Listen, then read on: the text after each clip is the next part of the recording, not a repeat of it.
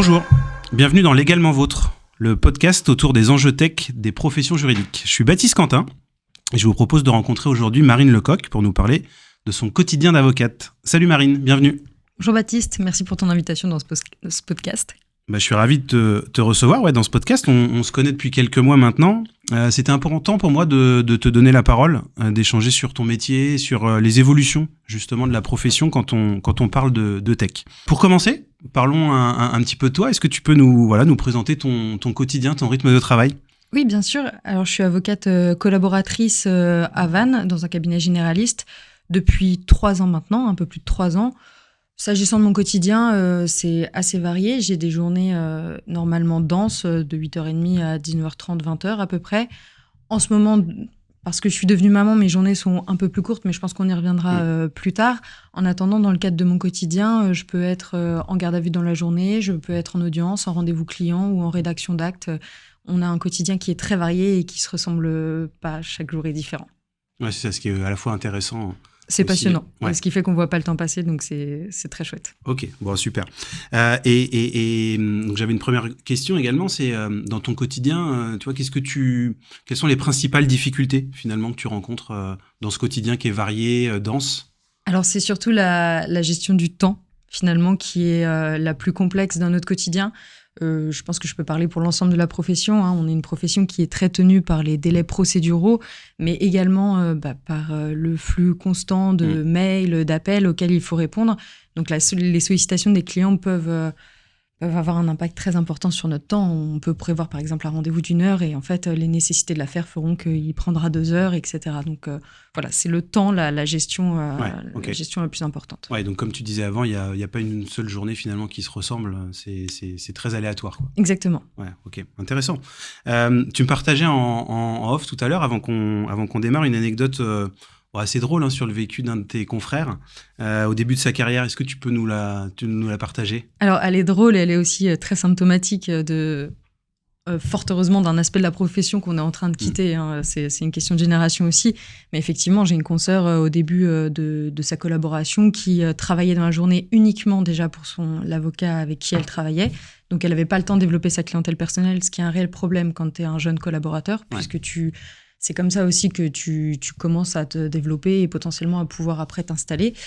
Et donc, non seulement elle n'avait pas le temps de développer sa clientèle personnelle dans le cadre de ses journées de travail, mais ensuite, à l'issue de ses journées de travail, là où elle aurait pu développer sa clientèle personnelle, elle allait chercher l'enfant de l'avocat pour lequel elle travaillait complètement. À l'école. Ouais. Elle s'en occupait, elle lui préparait le dîner à certains moments et elle attendait que l'avocat revienne, ce qui est fondamentalement interdit dans le cadre de notre profession, bien évidemment. On imagine, ce sont des abus.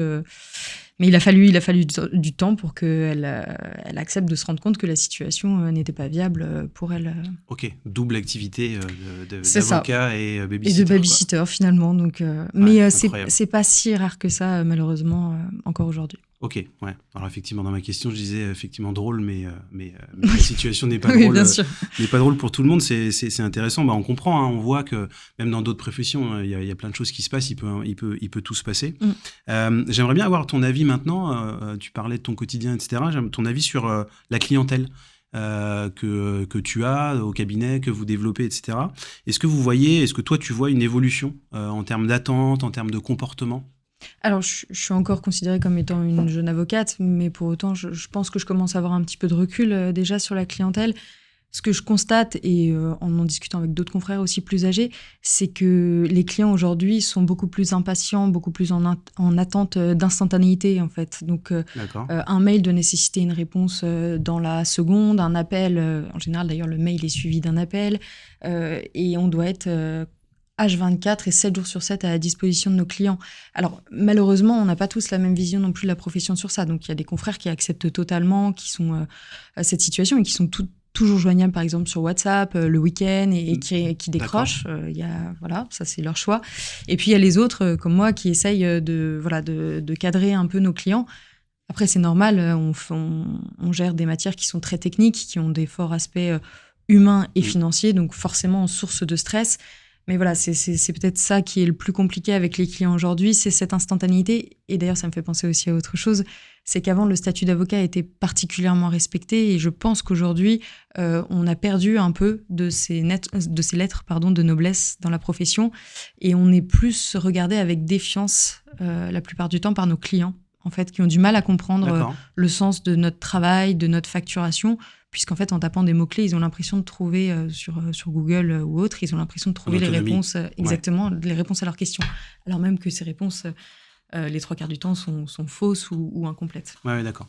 Ouais, donc ce que tu dis, il y a la notion d'impatience, d'exigence aussi, en fait. Ils sont de plus en plus exigeants et finalement, cet accès au droit qui est peut-être plus facile, en fait, comme tu disais, sur Internet ou ailleurs, ça fait que ça change, en fait, la relation avec la profession, quoi. C'est ça, exactement. Ouais, d'accord. Ok. Et est-ce que tu vois une évolution dans le comportement? On a parlé de l'impatience, de l'exigence, etc. Dans le comportement, vraiment, voilà, un client envers toi, avocate, est-ce qu'il y a un réel changement? Alors, on a un peu de tout, hein. C'est très varié. À titre personnel, moi, j'ai eu une expérience assez malheureuse où je me suis fait complètement agresser en salle d'attente par un client qui faisait 1 mètre de plus que moi, 100 kilos de plus que moi, et qui m'a hurlé dessus parce qu'il n'était pas content et qu'il ne comprenait pas en fait ce qui se passait, alors même qu'on lui avait expliqué. C'est qu'il n'était pas laissé dans le flou. C'est vraiment... voilà, c'était un peu compliqué. Donc, on voit plus ce type de comportement aujourd'hui.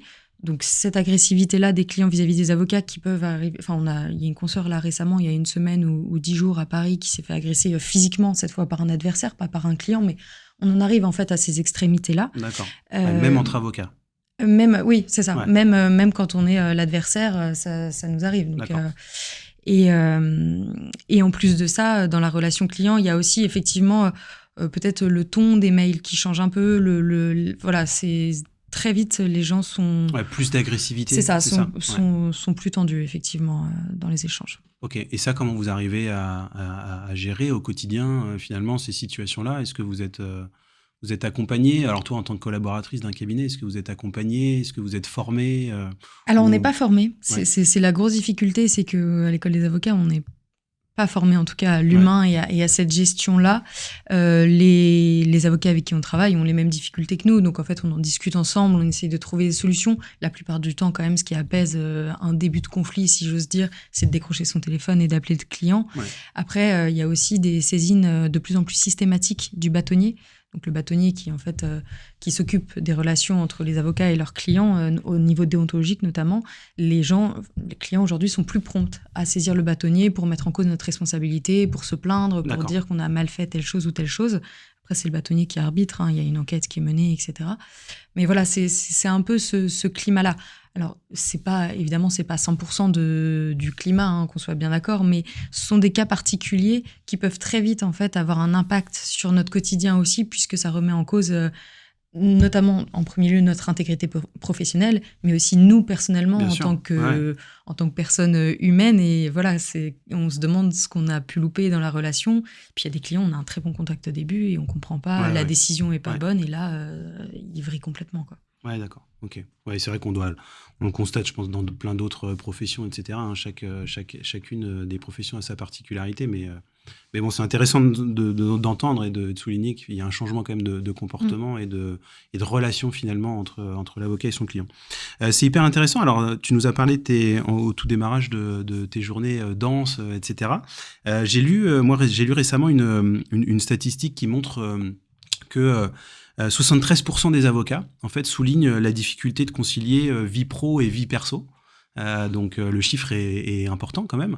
Comment toi, dans ton quotidien de jeune avocate collaboratrice, en fait, tu arrives à concilier les deux? Alors moi, j'ai beaucoup de chance. Cette statistique, je la connais et je la constate au quotidien, hein. Ça, c'est une certitude. Mais de mon expérience, j'ai énormément de chance. J'ai intégré un cabinet qui est composé uniquement de femmes.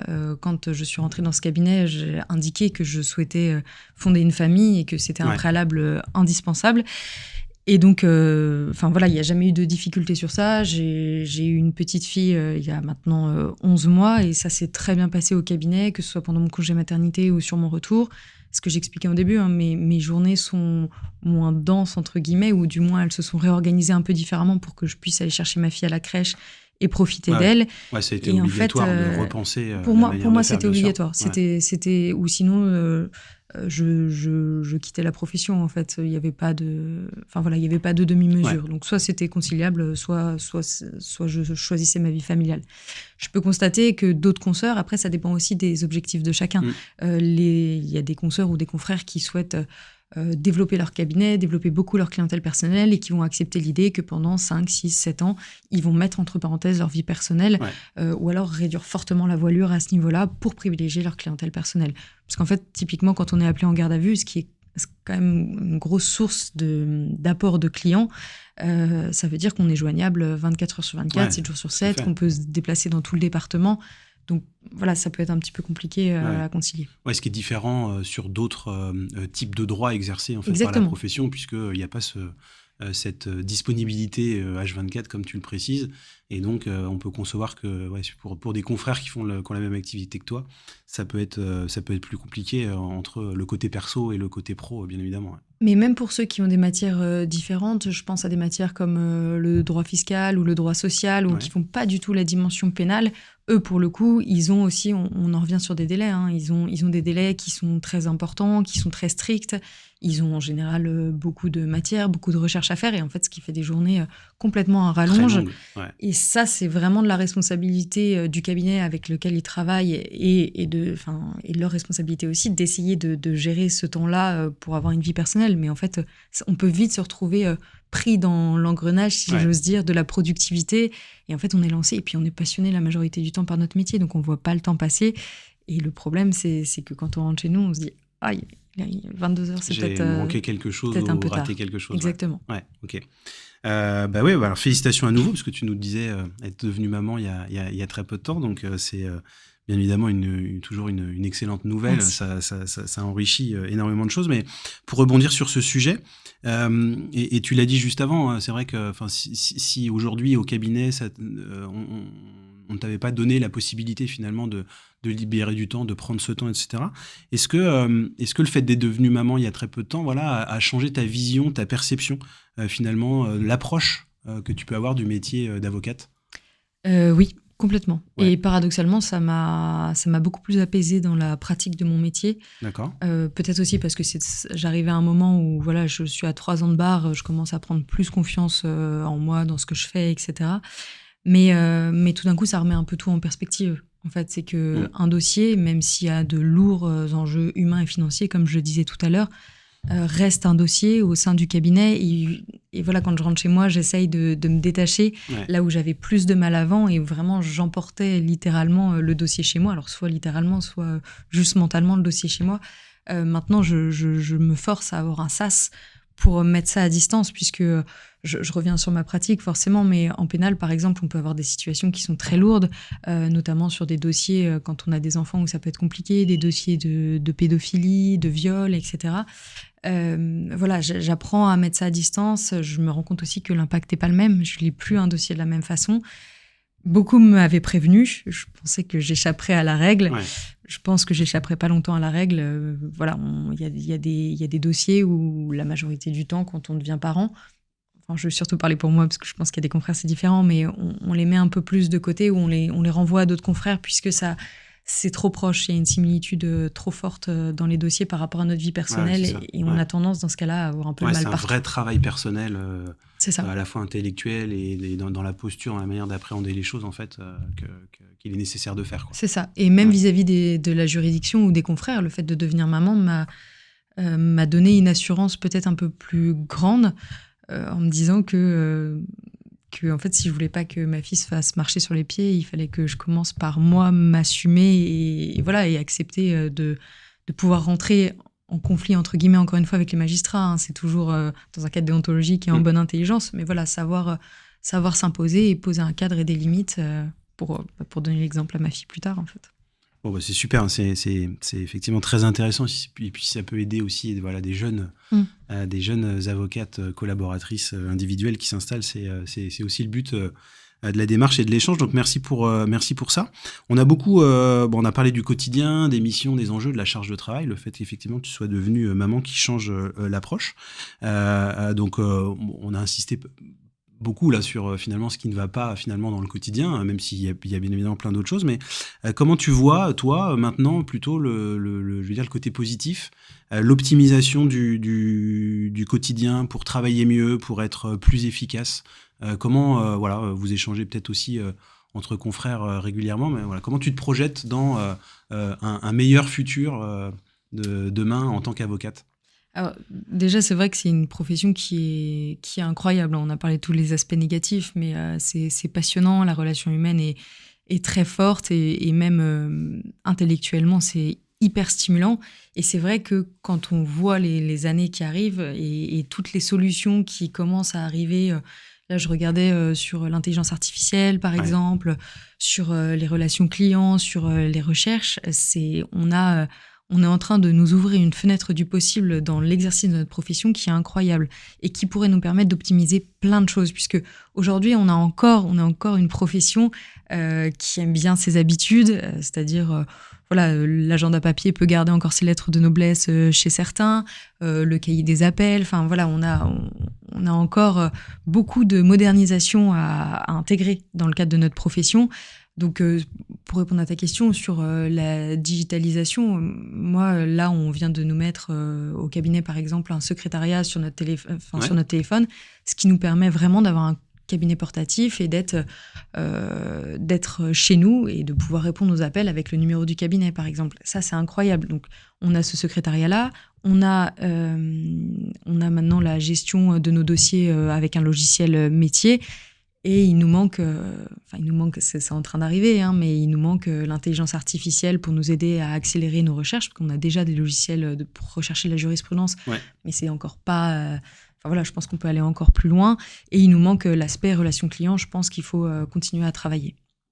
D'accord. Ouais, c'est intéressant. Alors, on parle beaucoup d'intelligence artificielle en ce moment, un petit peu partout, mais c'est sûr que sur des professions juridiques comme ça, réglementées, ça va avoir un impact fort sur l'efficacité, sur la productivité, et puis même aussi sur cette notion finalement de recherche avec des millions, je sais pas, on peut peut-être même dire milliards en fait, de décisions, de jurisprudence, etc. Ça doit vraiment vous accompagner demain, c'est une certitude. En tout cas, c'est ce qu'on lit, c'est ce qu'on voit. Mais il n'y a pas que l'intelligence artificielle, parce que voilà, tu parlais de cet outil de secrétariat téléphonique. Voilà, ça peut paraître bénin, un petit sujet, mais en fait, pour vous, au quotidien, c'est hyper important. Hein. Oui, parce que nous, la difficulté qu'on peut avoir au quotidien, c'est comme je te disais, on a tellement un quotidien qui est varié que finalement, il y a des semaines où on est très peu au cabinet. Donc, quand on doit répondre à nos clients, par exemple, on doit pouvoir être joignable. Et puis, on a aussi des temps d'attente qui sont extrêmement longs en audience et en fait, qui restent du temps perdu. Alors, maintenant, moi, par exemple, je prends mon ordinateur, mais on a aussi la confidentialité qui peut se heurter à ce travail en audience. C'est qu'on a un ordinateur avec un écran qui est lisible par nos confrères. Par définition, l'identité de nos clients, elle est secrète aussi. Donc, il faut faire attention à ça. Donc, voilà, ça permet au moins de rentabiliser en fait les temps un peu morts. Et il y en a beaucoup finalement dans notre profession. Est-ce qu'il y a plus de mobilité qu'avant ? C'est-à-dire que vous êtes plus mobile, donc moins au cabinet qu'il y a 10, 15, 20 ans où les avocats étaient plus effectivement ancrés, je veux dire, au cabinet. Je pense qu'il y a plus de mobilité. Déjà, le télétravail s'est aussi développé chez nous. Alors, je pense de manière moins forte que chez les salariés ou dans d'autres professions, mais on peut être... Enfin voilà, moi je suis régulièrement devant la cour d'appel de Rennes et encore je me limite à la Bretagne, donc ou au Morbihan et Ille-et-Vilaine. Régionalisé, quoi. Exactement, mais il y a vraiment des avocats qui courent la France toute l'année en fait. Ouais, d'accord. Alors, c'est passionnant. Et alors, comme tu parles de ce sujet d'outils, on peut raconter à nos auditeurs notre rencontre, puisqu'on s'est rencontrés il y a à peu près 2 ans maintenant.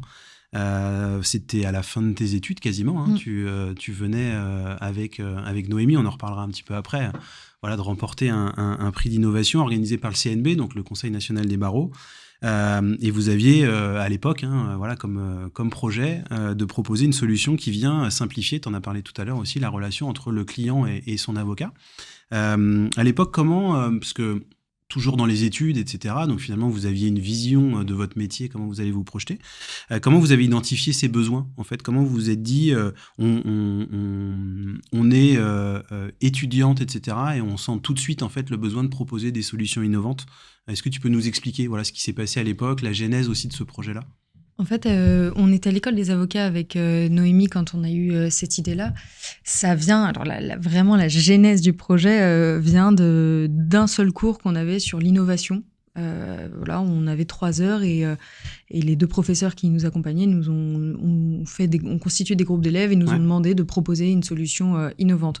Donc vraiment, le germe vient de là où on s'est dit, la difficulté en fait qu'on a surtout dans la profession, c'est de suivre la procédure. C'est que ce soit pour les avocats ou pour les clients, ce sont des termes très techniques, avec des délais, encore une fois, très techniques. Et tout le monde s'y perd un peu, majoritairement le client. Donc c'est un peu comme ça qu'on a posé les bases de la solution qu'on a souhaité proposer après. Et en fait, à l'issue de ce cours, une de nos professeurs, qui est avocate d'ailleurs, est venue nous voir et nous a dit « Mais je pense vraiment que vous tenez quelque chose, donc ce serait bien de travailler en fait, de travailler ce projet ». Et puis finalement, on n'y est pas revenu tout de suite avec Noémie, puisque à la différence de Noémie, moi, j'avais aucune expérience en cabinet d'avocat. C'est-à-dire que Noémie, elle avait déjà cette notion des difficultés inhérentes au cabinet d'avocat. Moi, je l'avais vaguement, mais je l'avais pas encore. Voilà, j'y avais pas été confrontée directement. Ouais, pas perçu exactement. Directement, quoi. Ouais. C'est ça. Et en fait, à la fin de l'école, on a 6 mois de stage obligatoire en cabinet d'avocat. Et c'est là où Noémie et moi, on a fait le même constat. Et comme c'était déjà une réflexion en germe, on s'est rendu compte que finalement, voilà, il fallait faire quelque chose. Il fallait donner aux clients un accès à l'information qui permettait en fait de désengorger les cabinets, puisque quand on est élève avocat, et c'est aussi toute la beauté de l'élève avocat, c'est qu'on fait un peu tout. On fait et le travail d'avocat et le travail de secrétaire. Enfin voilà, c'est complet, et c'est aussi pour nous montrer comment un cabinet doit être géré, et peut-être géré quand on est seul. Parce qu'il faut savoir qu'on peut être avocat individuel, sans secrétaire, sans rien du tout. Et donc, c'est nous qui gérons. Dès le début, oui. Bien sûr. Juste après l'école. On peut sortir de l'école et s'installer. Ouais. Donc, et il y en a qui osent franchir le pas. C'est très courageux. Donc voilà. Et en fait, en ayant notamment cette casquette de secrétaire, si j'ose dire, je me suis rendu compte que les 3/4 des appels qu'on avait et des questions qu'on nous posait, en fait, c'est des questions auxquelles les avocats avaient déjà répondu par écrit, notamment dans le cadre de courrier ou dans le cadre de rendez-vous. Mais finalement, en fait, les clients reviennent peu sur ces courriers-là, ou alors très vite, ils sont stressés, ils sont inquiets pour leur procédure, et donc ils comprennent plus, et puis ils ont l'impression en fait souvent d'être floués. Comme je te le disais tout à l'heure, il y a une perte de confiance, je trouve, dans la profession.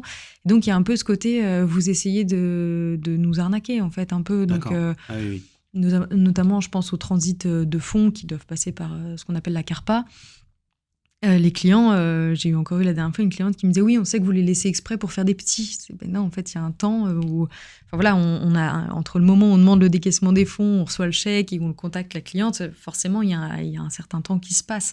Donc voilà, et là, on s'est dit avec Noémie, bon, il y a quelque chose à creuser à ce niveau-là. Il manque un petit lien, en fait, un outil chez les avocats qui permettrait de faire ce pont avec le client. Il y a un sujet autour de la communication, de la pédagogie, etc. Exactement. Dans ce que tu dis, qui semble être important. Tout à fait. Pour expliquer les étapes, la situation. Tu parles des CARPA, c'est vrai que c'est un organisme important et qui est imposé par la profession. Sur le transfert de fonds, c'est vrai que peut-être développer la pédagogie pour expliquer permettrait finalement de limiter les temps d'échange répétitifs avec les clients. Ouais. On a une profession qui est tellement technique que c'est normal que les clients aient plein de questions. C'est vous qui avez la connaissance, l'expertise. C'est ça. En fait, il faut se dire qu'en 1 heure de rendez-vous, pour un premier rendez-vous, le client, il arrive, et je pensais à ça d'ailleurs hier parce que j'ai eu exactement ce type de rendez-vous, et là, on leur explique en 1 heure ce que c'est qu'une procédure en référé, ensuite ce que c'est qu'une expertise judiciaire, ensuite ce que c'est qu'une procédure au fond, et tout d'un coup, ils vont avoir énormément de termes techniques et juridiques qui vont arriver, et on a beau les définir oralement et les redéfinir dans un courrier, forcément, comme tout être humain, les clients retiennent 10% ou 15% de l'information qu'on leur donne. Il faut beaucoup de temps pour ancrer le Ou alors, effectivement, message. Il faut beaucoup de répétitions et de temps. Donc, l'idée, c'était d'autonomiser le client et aussi de montrer que l'avocat est transparent et de rendre accessible l'information au client. Ouais, super. Ouais. Et donc, alors c'est rigolo parce que vous étiez donc jeunes avocates, jeunes étudiantes finalement, voilà. Donc vous avez décidé d'entreprendre. Est-ce que ça a changé pour vous deux ? Tu peux en parler peut-être personnellement, mais est-ce que ça a changé une fois de plus votre approche du métier ? On faisait le lien tout à l'heure en disant, voilà, est-ce que le fait d'être devenue maman a changé aussi ta vision, ton approche? Mais là aussi, il y a de l'entrepreneuriat qu'on vient rajouter. Donc, est-ce que ça a changé quelque chose pour toi, pour vous, avec Noémie? C'est vrai qu'en 3 ans, il y a eu beaucoup de... Je pense qu'on n'est pas du tout Ouais. les mêmes élèves avocates qu'avocates aujourd'hui. Enfin, c'est sûr qu'il y a eu des changements radicaux. Sur l'entrepreneuriat, on s'est lancé dans un monde vraiment qui nous était totalement inconnu.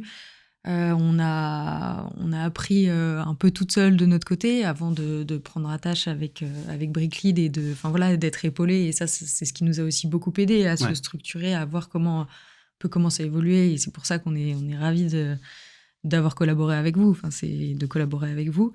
Mais sur nous, c'est pareil. On a appris à se vendre. On a appris à manier des outils techniques. Alors ça, je fais surtout honneur à Noémie, parce que j'avoue que ça vient plutôt d'elle.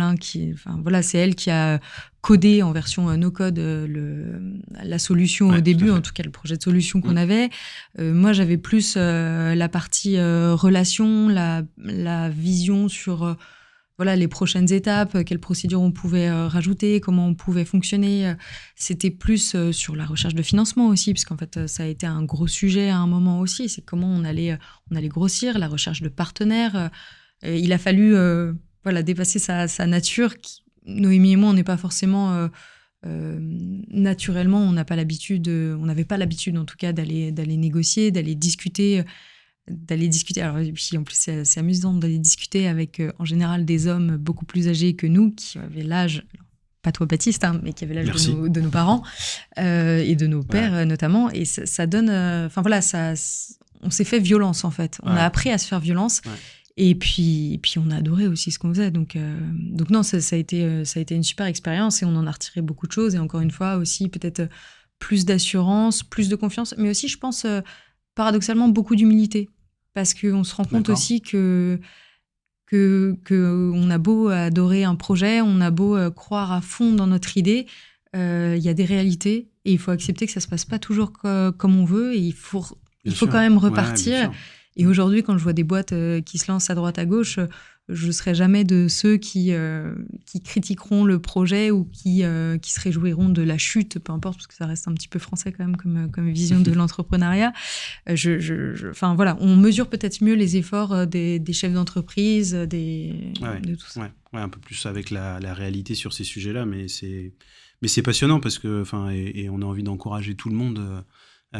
Étudiants, etc., à se lancer dans des initiatives. Le CNB, on en a parlé tout à l'heure, avec ce prix d'innovation, voit chaque année beaucoup de dossiers, beaucoup de projets de la profession, et donc c'est bien. Et puis on voit aussi que même dans d'autres professions, qui sont des professions réglementées, mais pas que, toutes ces initiatives qui viennent directement, soit des étudiants, soit du terrain, sur des jeunes collaborateurs et autres, en fait, ont toujours un regard assez intéressant, très pratico-pratique, et qui fait vraiment évoluer en fait les pratiques. Donc c'est super, et on le voit aussi depuis plusieurs années. En fait, il y a des métiers où ça a avancé très très vite. On parle souvent des notaires, qui ont pris ce virage de la digitalisation. Ils n'ont pas eu le choix, mais alors je lis, j'avais pris des notes, mais les notaires disent on est déjà à 90% d'actes authentiques signés électroniquement depuis 2008. Donc on remonte à il y a un petit peu moins de 20 ans maintenant, mais donc ça veut dire qu'ils ont pivoté assez vite sur la digitalisation. Et aujourd'hui, on le vit tous à peu près dans notre quotidien, etc. En fait, c'est devenu naturel. Donc il y a un vrai changement. Et j'ai aussi pris des notes sur un autre métier. Chez les greffiers dans les tribunaux de commerce. Donc pareil, en fait, ils nous ont expliqué moderniser les enregistrements d'entreprise, grâce à la blockchain. Bon, ça peut paraître encore aujourd'hui un peu surréaliste, très innovant, etc. En revanche, c'est quelque chose qui est assez ancré.